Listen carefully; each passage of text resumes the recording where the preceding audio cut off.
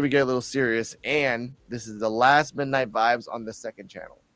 By midnight tonight, my 2-week suspension is gone. So we're right back to the main channel. These videos will be on the main channel just on a Saturday, but they'll come out at 8:30 instead of 9. So nice little pre-Midnight Vibes before you get to the main Midnight Vibes. That's what's up. That's what's up. It's very special story time for that. But ladies and gentlemen, right off the bat, let's go to the races. We're going to start off the first episode of this. What the hell I'm talking about? I'm a little drunk, ladies and gentlemen. We're going to start off this episode with natural disasters. Now, last week, my co-host and my great friend, Mr. L Gaines, told me, let's do something like emergency essentials and natural disasters. Let's really talk about 2023. So this is Natural Disasters Part 2. And by weird coincidence of the universe, I will show you 4 videos. Each one will talk about it and have our thoughts on it. And I did not plan for this. Out of the every video, 4 of them is the 4 elements: earth, wind, fire, and water. That happened in this world in this year. So, Mr. L Gaines, give me one element, please. All right, so let's go with fire. Fire it is. The wildfires of Canada that happened this year. Discretion advised.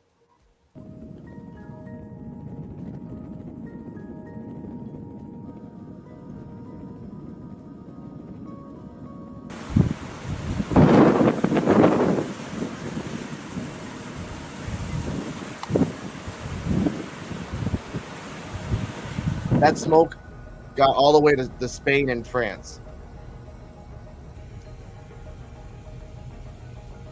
It affected Chicago.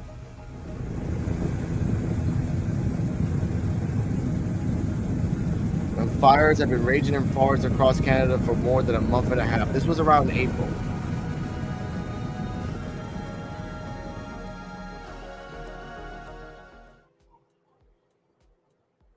Now, Mr. L Gaines, your thoughts on the Canada fires that happened in April 2023, that the smoke got all the way to France and Europe, and Chicago had one of the worst, smoggiest days ever. Yeah, that was interesting. All the way here in New Jersey, we were told not to go outside for a couple days. So I remember I was at work. The sky turned orange. We thought that it was a fire nearby. When we did the research, we realized that no, it's not a fire nearby. It's not the next town over. It's not 2 towns over. This is Canada. So yeah, I do remember it, and it was crazy. That I didn't hear about this. By the way, shout out to Osvaldo Isabella, como está cabrón. Respeto. This scares me because, again, I've never heard of a natural disaster or smoke get from Canada all the way to France. It crossed the Atlantic to get to that certain point, and then you're like, holy shit. And that happened in April. We're gonna wrap it up. All right, give me another element. Fire's off the table. All right, let's go with wind. Ooh, hurricane. If you can't spell it, go back to school, ladies and gentlemen.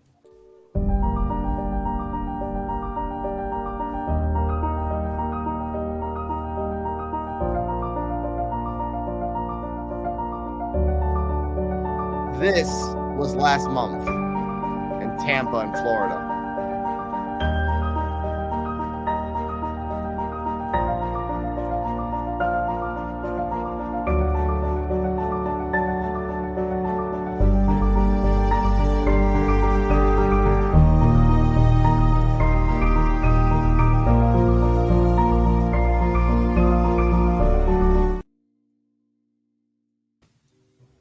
Was that a road? That little line right there? Damn. Yeah, that's what it looked like. Your thoughts on Hurricane Idalia? That not only hit Florida, it hit the East Coast really bad too. And that was last month, ladies and gentlemen. So I know it's easier said to tell someone to just leave. Why do you still live in that area? I think about you every time the season comes up, Yeah. because I can't tell you to just leave, right? Hmm. If you had a choice to leave your hometown and just move somewhere else, would you? No. See, so I mean, it's easier to say that when you're not in that immediate area. Louisiana, New Orleans, the same thing. That's how they feel. You Yeah. tell, you ask them, why are you still living there? And it's just the culture, it's in them, and they just want to stay. So I just feel for people all over who are in these areas and in these situations, because We're, every year it's like, all right, here we go. Like, we got yeah. to go and get prepared for this. Here in Jersey, we'll see something like that, every decade. Yeah. If We're going to talk about a specific hurricane in a second, but thank you for bringing that up because that's a good topic to delve in. Pride or just evacuation? Holy shit, ladies and gentlemen, another one coming up, pride or evacuation in the future. Now let's go on to the next one. We have two left. We've so, passed fire, we've passed air. All you have left is earth or water. all right, let's go with Earth then. Earthquake, and I think in South America or Libya. We'll find out together.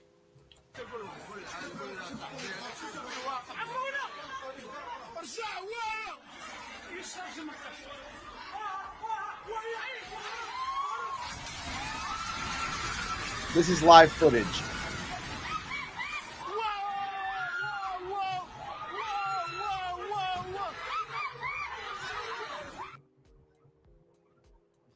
Yeah, that was live footage. I could have showed you like the minute video of it, but I said, you know what is more visceral to show you at the moment.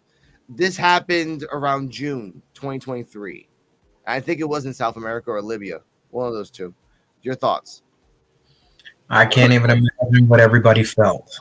I actually felt an earthquake years ago, maybe like 6 years ago.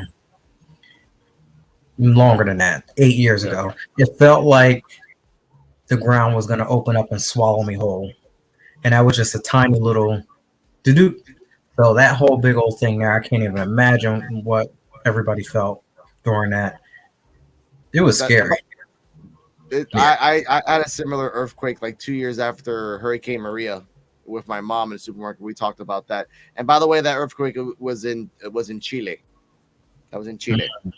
So what was scary and what you didn't talk about, and I'm glad you didn't really talk about it, but you probably subconsciously didn't want to talk about, is that building collapsed. There were people in that building. Yes. Yeah. That's the scary part. That one fell, thousands died. Deleted themselves, ladies and gentlemen. Make sure to hit that like. And if you're on Twitch, thank you. Follow. All right. Last one up.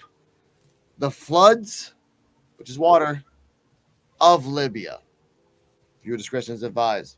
Why was the flooding in Libya so deadly? Heavy rain and flooding from Storm Daniel led to widespread destruction across Libya's east. More than 11,000 people are dead and some 20,000 people have been reported missing. Two small but vital dams collapsed in the eastern city of Derna. Neither dam had been maintained since 2002. Entire blocks were swept away. A quarter of the 100,000 person city was completely wiped out. Libya is currently ruled by two rival governments, one in the east and the other in the west. War and political instability have hindered development and investment in infrastructure across the country. The eastern part of the country where the flooding happened is ruled by a rebel coalition that is not recognised internationally, making aid efforts and communication around the area even more difficult. The storm also adds to the number of recent heavy rainfall events that are occurring more frequently worldwide and becoming more severe, which scientists have linked to the burning of fossil fuels. The combination of politics, extreme rainfall, geography, and weak dams and roads made the floods the worst North Africa has seen in almost a century.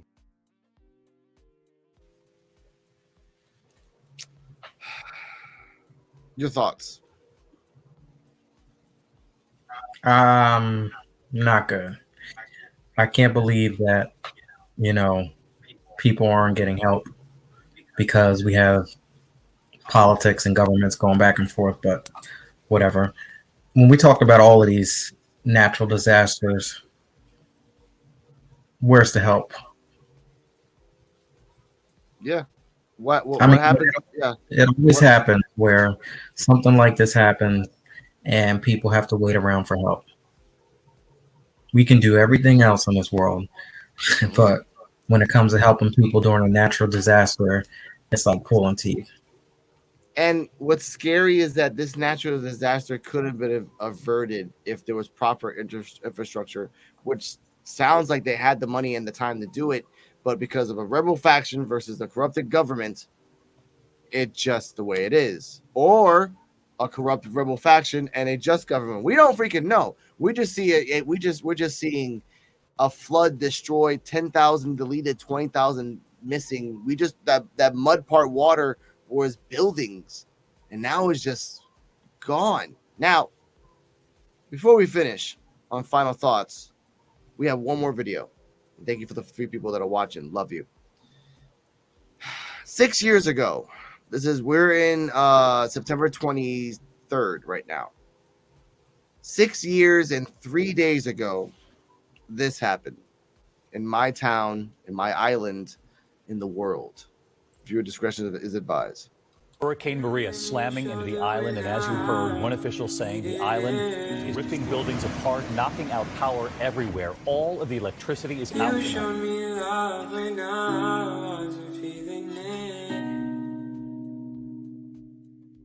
Como si fuera un lugar desierto, porque no tenía cómo comunicarme ni cómo buscar ayuda. No tenían agua, no tenían luz, no había medicinas. Bueno, lo que es físico, de salud, emocional, económico, todo fue totalmente...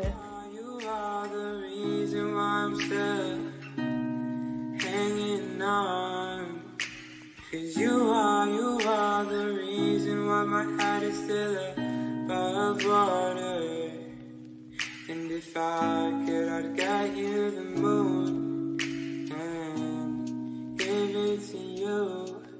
And if death was coming for you, I'd give my life for you. It says September 16th, but that's only the reason that September 16th it landed in Puerto Rico, the hurricane. But we honor September 20th because it took 3 days for that shit to leave. So that's why I honor September 20th, and that's September 16th. Now, I'll ask you your thoughts in a second. 6 years ago, I was traumatized, got PTSD, survived 9 months in a room just like this with no lights, cold water in buckets, couldn't drink the water in tap. Half the water was poisoned because it was sun poisoned. MREs were getting sold like if it was freaking prohibition in 1920. One corruption scandal after another corruption scandal after another corruption scandal.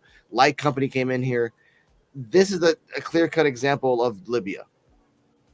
When light companies came in here, they said it was the most horrid and decrepit light system, electrical system they've ever seen. And it's amazing. They were amazed that it was still going at the time. 9 months, ladies and gentlemen, in my island, that we had no light and water. As of the time of this recording, September 23rd, 2023, 6%, 6 to 10% of Puerto Rico right now, since Hurricane Maria, still have no light, no water, and are living off FEMA tarps. Put that out there. 6 to 10% right now. We're going to talk about part 2 in a second. Your thoughts on this, L Gaines? Just like I said, whenever there's a natural disaster, whenever there's wars, whenever there's, all of that stuff that goes on, certain parties, they do backflips, they do all kinds of things to go and jump and run and put their nose and, into places that they shouldn't. But again, when it comes to taking care of our own, taking care of our own foundation and making sure everything's good, it's crazy. Yeah, it is. Ladies and gentlemen, I can't believe that, all these years later, there's still places that are affected by that. That's insane. 6 to 10%. And Luma never openly says it. By the way, and I'll say this right now, 4,600 plus deaths. 4,600 plus. The old governor, before he left, before he quit, said to the then President Trump, it was under 100. We're good. A few months later, after all the bodies started getting counted up, and at the point of time, there was literally bodies stacked up like boards, because there was no room in the morgues, and there was no light and no gas to feed the generators to keep the place cold. 4,600 plus. Okay.